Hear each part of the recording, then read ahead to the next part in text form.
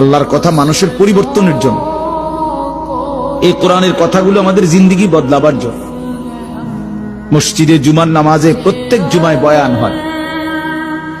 এক বছরে 52 সপ্তাহ, চিন্তা করে দেখেন, একটি বছরে 52 সপ্তাহ।